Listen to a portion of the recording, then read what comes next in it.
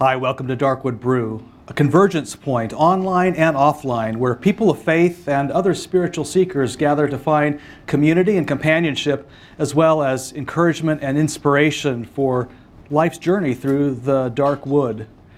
In the 19th century, poet Elizabeth Barrett Browning observed that earth's crammed with heaven. Earth's crammed with heaven and every common bush aflame with God. But only one who sees takes off one's sandals. The rest just sit round it and pluck blackberries.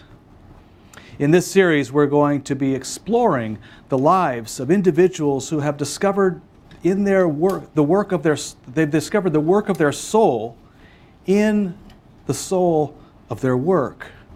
Often they've discovered their soul's work not through their glorious successes, but through their ordinary struggles. It is in and through these struggles, not apart from them, that they've found a path that brings them more fully alive as individuals and enables them to fully love their neighbor as themselves. You could even say they have found in their career paths a way of loving and responding to God. While our guests hold different beliefs about God and follow different creeds or no creed at all, ultimately their creed is not written on paper, but in flesh and blood. As we will find, grapevines and fermentation vats, in oil pans and carburetors, or in the case of our guest tonight, in stock portfolios and balance sheets. By following a path that brings them into their fullest humanity, their lives have become a reflection of divinity. Tonight's guest will be familiar to those of you who've been watching Darkwood Brew regularly, our own Tracey Halvorson. You know Tracey as our Numa Divina scripture reader, but what you may not know about Tracey is that she is one of the 50 most experienced certified financial planners in the country, and was one of the very first certified financial planners who are female in the Midwestern United States. Tracey considers financial planning her ministry, her calling. She also believes that in order to follow one's calling, it is necessary to develop a discipline of disappearing and reappearing. Stay with us as we'll explore just how secular vocations can be as sacred as any priests, ministers, and bishops, and we'll explore the art of disappearing and reappearing. But first, let's let the band lead us into our episode.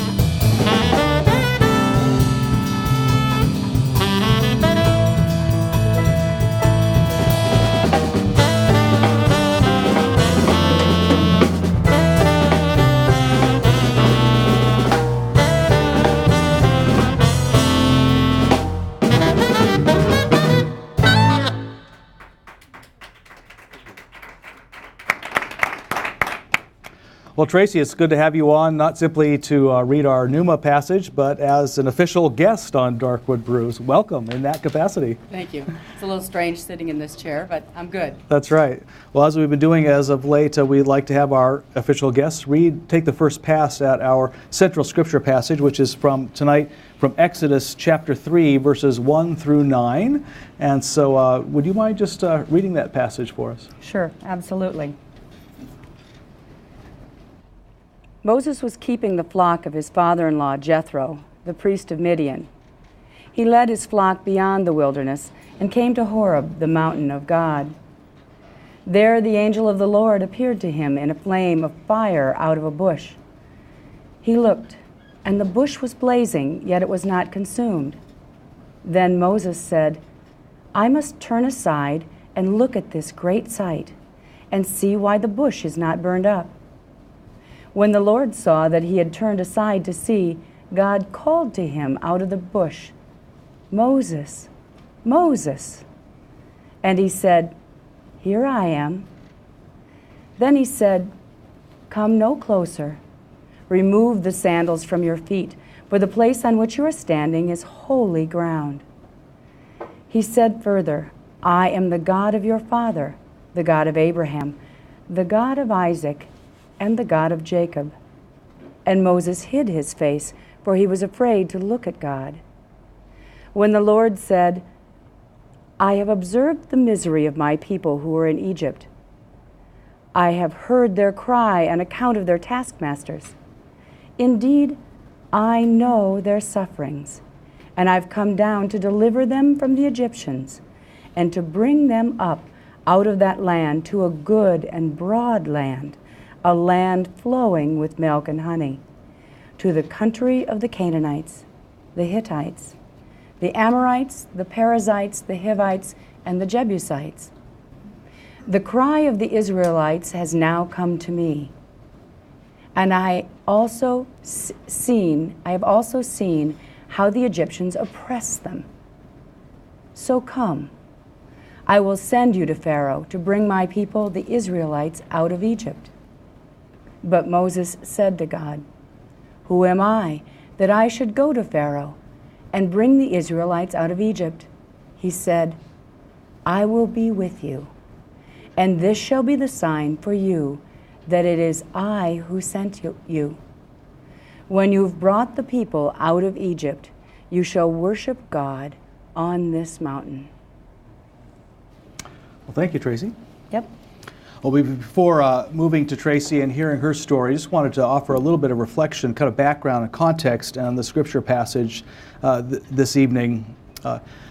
There's a poem that the poet David White once wrote called Tobar Fadrik, or Patrick's Well, in which he advises the reader who would seek to discern their life's path to first turn sideways into the light and disappear into the originality of it all. Turn sideways into the light, as they say the old ones did, and disappear into the originality of it all. Those old ones that he's referring to were a mythological peoples called the Tuatha De Danann. They were the mythological predecessors probably to leprechauns in Irish lore. But it was said that the Tuatha De Danann were a highly intelligent, peaceful, and graceful race. And when the human beings arrived in the land of Ireland, they found it very difficult to cohabitate with them because they found the human beings were coarse and a bit brutish and violent. And after a long time of trying to exist with these folks who kept trying to make the Tuatha De Danann exist within the box of their imagination, not the Tuatha De Dananns, they are said to, instead of fighting human beings, they were said to have turned sideways into the light and disappeared, only then to reappear in a place where they could be more fully themselves. And in his poem, David White talks about how we need to do the same thing in the face of powers that seek to name us with a name that's too small for us, give us an identity that is far too small for us to live within, and only to appear before something whose power and sacrality is so great that it knows who we are and whose we are, and can name us most fully, most freely. Well, the passage in our focus this evening is very much about disappearing and reappearing. When we enter the passage, Moses is in the wilderness, and he's not out in the wilderness for vacation. He's out there because his story has become awfully small. He had grown up in an Egyptian household, in Pharaoh's household, in fact. If you remember, he was taken from the basket in the river and taken into Pharaoh's household, even though he was a Hebrew. raised as an Egyptian, but at one point he found an Egyptian overlord oppressing a Hebrew slave and became so enraged that he murdered that Egyptian overlord. And that's where his story began to shrink, his identity in the eyes of the world. Murderer was his identity. Pharaoh was after him. His own people were afraid of him. And so he sought to disappear, turn sideways into the light and disappear before an identity that he knew was too small for him, even as it was an identity that he himself had a role in creating for himself. There in the wilderness, at the point of exhaustion and really a low point in his journey, he finds himself confronted by an awesome sight, this burning bush. Now we, with our modern scientific imagination, we think about a bush that was burning and not consumed as that's not very scientific. That couldn't have happened, and so we can find ourselves going to the next conclusion. Well, this story couldn't have happened, and therefore, this story must not have any meaning or relevance for our lives. Well, if that's your conclusion, I encourage you to take another look at this particular story. As we have observed oftentimes at Darkwood Brew, the stories of Scripture often operate according to a different logic than our own in modern times. They operate on what we call the mythological imagination, which seeks not to simply tell made-up stories that aren't truthful, but actually tell deeper truths that actually transcend time and space. They seek not to simply tell us about what may have happened long ago in a place far away, but rather what keeps happening over and over again up until our present day, what actually happens in the heart of our own lives. So when Moses is confronted by this burning bush that it's not consumed, we have to ask ourselves, what was the storyteller trying to tell us about what happens in our own everyday lives? Well, one of many things can be, for instance, that when you find yourself, your story has come unraveled and the world is trying to put you in a box that is too small for you to adequately live within. Often it is time, like Moses, to turn sideways into the light and disappear, or to take yourself out of that story, but then to find that place where you can be named properly. Moses finds this burning bush, and this burning bush it burns but is not consumed. And so it is when we find ourselves in one of those thin places, in one of those places where we perceive that God is unusually close, or at least our awareness of God is unusually strong. We expect, given those small stories that we ourselves have put ourselves into, we expect that being in the presence of God would be a fiery, angry flame that would utterly consume us. For we know what we've done and what we've left undone, and we know God knows those things too. And yet, the Scriptures tell us the bush was aflame, but not consumed. Out of the bush, Moses hears his voice, "Moses, Moses."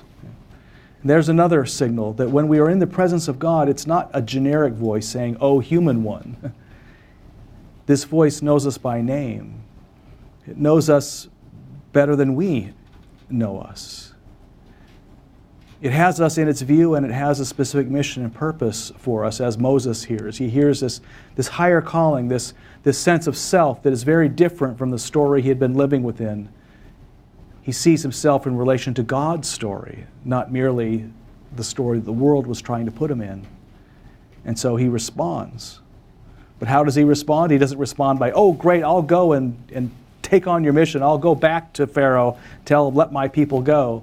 Rather, he responds with a list of excuses. If we heard the whole passage, we'd find him making all kinds of excuses for why he couldn't fulfill the very mission that God had put him on, why he did not deserve to have such a high name or identity.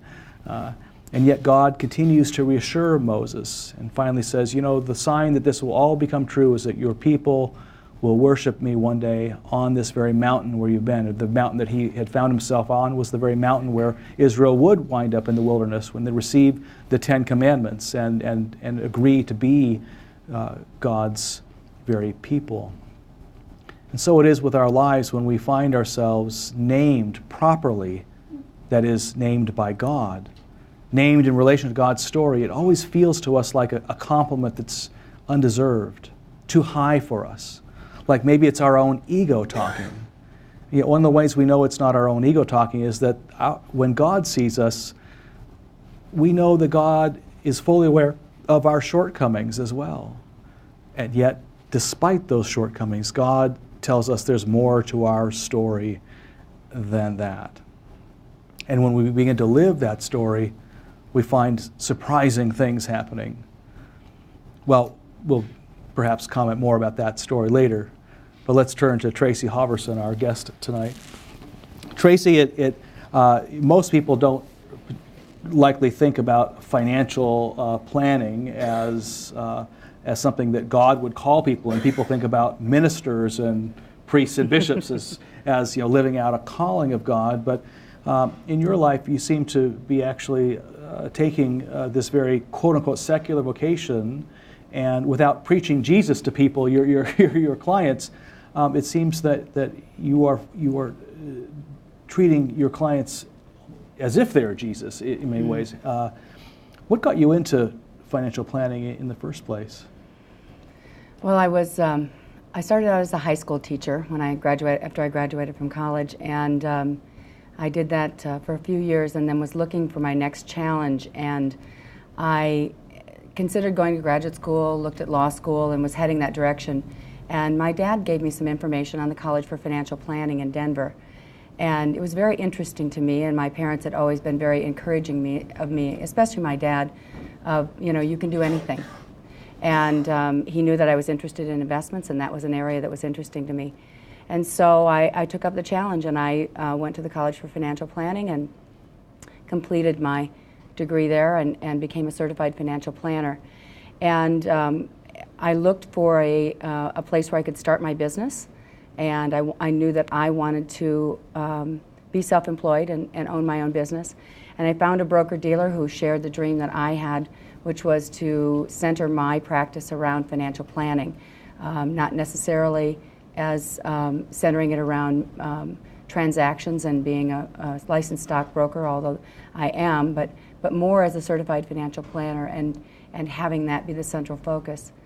And so I then had to align myself with a training manager. And I found myself in a strange situation because there were very few women financial advisors and very, very few women certified financial planners in the United States at that point. And so I was in a network where it was mostly men. And there was an office that was very close to mine. I was living in North Omaha at the time, and yet I discovered that, and I assumed that I would be trained through that office. And I found out that training manager did not want to work with me, did not want to work with women. Not with women? With women, period. And so the man who hired me, as well as the man who eventually stepped in and became my training manager, were wonderful. They were very supportive and encouraging of me, and helped me along the way to learn how to build a financial planning practice and build my business. And so that was really my first really surprise at someone who didn't want to work with me because I was a woman. I can think of all kinds of reasons that someone may not align themselves, but just because I was a female was really surprising to me. So that was my first experience of that in my life. That's the world trying to put you into, or a piece of the world anyway, trying to put you into a box defined by your gender. Yeah, very much so. And so I took that, and I would eventually run into someone as a potential client who decided they didn't want to work with a woman, or other people along the way. Certainly there were, I was in a partnership at one point with a guy who continued to encourage me to find a more traditional role as a woman in a job that had a salary and benefits, and to leave behind my dream of owning my own business. And he just kept saying, it's too hard for you, you should do something easier. And so I continued to build my practice until about 18 years ago I got divorced, and came out of an abusive marriage and went through a very difficult year and had some terrible things happen in which I didn't live in my house for a year. And at the time I had a 5-year-old who was in kindergarten, and it was a very difficult situation for me. I questioned everything, and I, at that point in my life, found myself at the bottom of a black pit, and I didn't know how I was going to be able to get out of that. I felt very, very afraid of continuing on as a business owner. I began to wonder if maybe it wasn't a good idea for me to seek the security of a job with a salary and a regular paycheck and benefits and so forth. But gnawing at me that whole time was the fact that the joy that I found in life was truly being a parent to my child and being involved in his school and being involved in the field trips and the parties and the things that he was involved in, and picking him up from school and taking him to school in the morning. And also at that point I was involved in my church. I was a worship leader and serving on a worship team and leading worship every week. And so I knew that those were the things that I found joy outside of my office, outside of my profession, and outside of my business. And I was really struggling with that because I knew if I took a more traditional approach, I wouldn't have that flexibility and that freedom. And so, stuck in that pit, I began to realize that it truly, really wasn't, as I had said all along to my clients, it's not about the money. And it really is about finding things that bring you alive and finding things that make your life larger and ways that you can give back and the things that are important. And you know, I began to realize that every good Christian needs a good financial planner and a good certified financial planner who is willing to dream with you. So I started to take... Is that because all Christians should just become rich and famous? Really, like maybe get on Pat Robertson's show? I mean, some televangelist show and tell how rich they are? Or? We all, and again, it comes back to it's not about the money, but it's about the life that you have with that money. The money is one part of a person's story.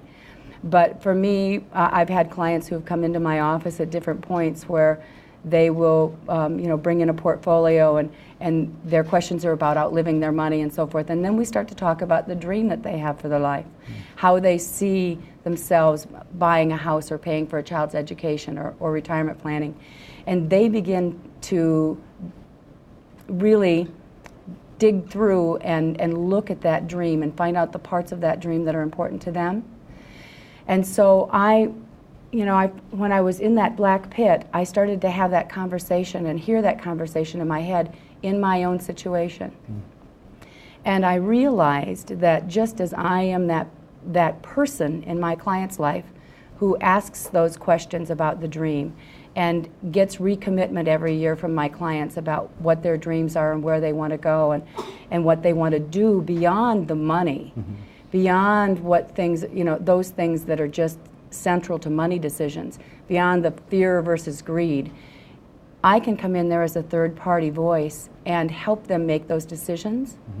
And I realized in my head during those darkest years of my life, that was what God was doing for me. That's the role God was playing for me, was that third-party objective voice of saying, don't listen to that guy. He doesn't know you. Don't take a job that's easy for you because you don't want to do that. That's too easy for you. You can do this. And you know, hearing God say, you know, you got this. Just do it. Yeah. That began to turn my life around, and I began to center myself every single day looking for the joy in my life. And I have done it every day since then. So it sounds like really there's, in your path, there's at least two ways, that the world kind of tried to put you in that box through your gender, and then also later after the divorce and through, you know, again, in some ways trying to put you back into a more traditional gender role, and also giving you some financial, perhaps, incentives, saying, hey, you'll have a regular paycheck, you'll have benefits and so forth, and yet you had to in a sense, disappear before that, not let that name you in order to to look at and what was naming you was a larger picture of your life as a whole, and the the meaning and the goals and objectives that were for which money continued to be important, but as a tool to achieving those things, not as an end in itself. Yeah.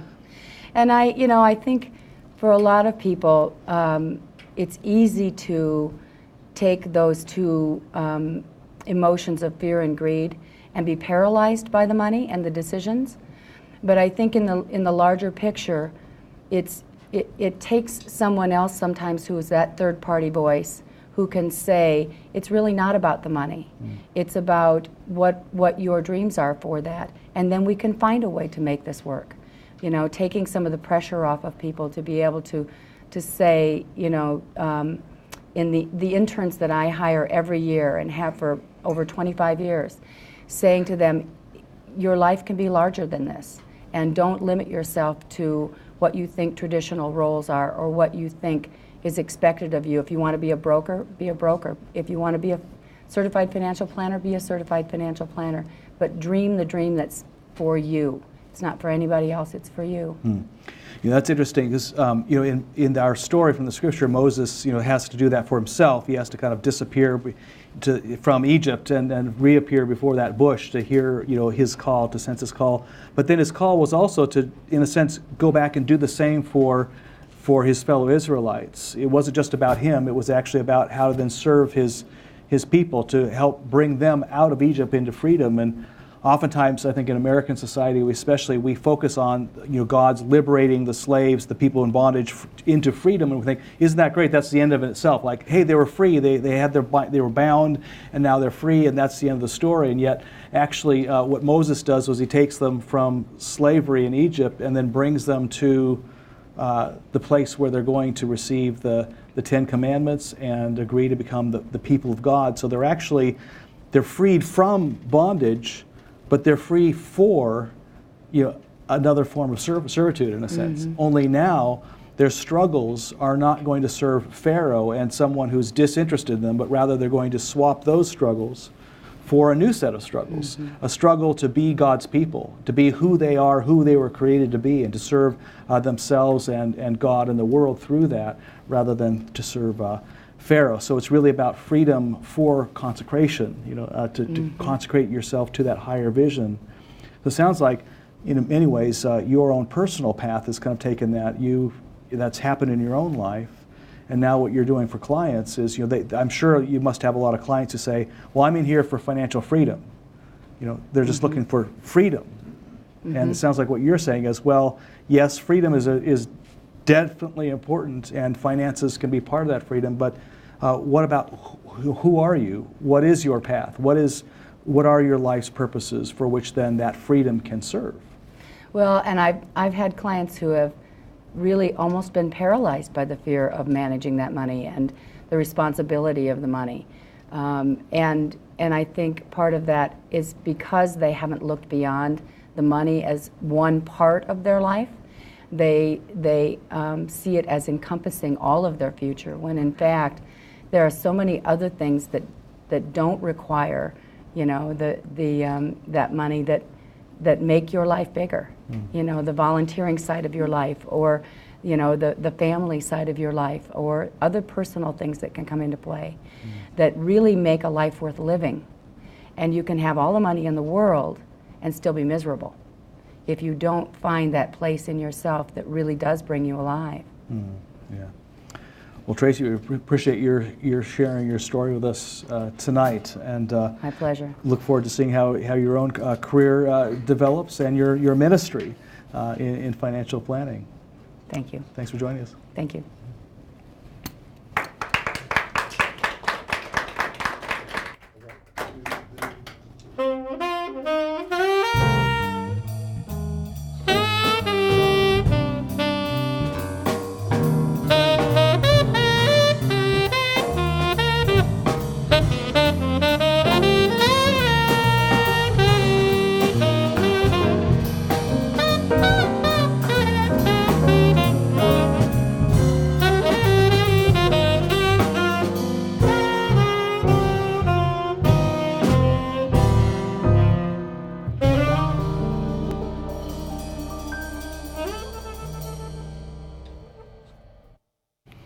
Well, we're about to transition to our musical feature and then a time of contemplation and meditation here at Darkwood Brew. But before we move on, just want to note that next week we'll be joined by Dyson DeMara. He is the owner of the oldest winery in Oregon, actually, Hillcrest Winery.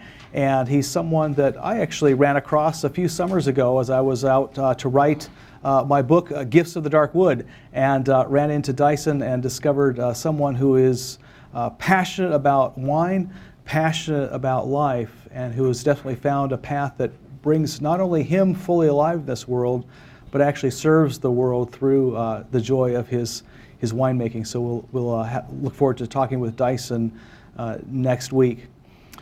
You can always support the work of Darkwood Brew too if you'll push that donate button at some point or during or after the program. We really appreciate your belief in us and also your support, your financial support, which allows Darkwood Brew to remain coming to you each week.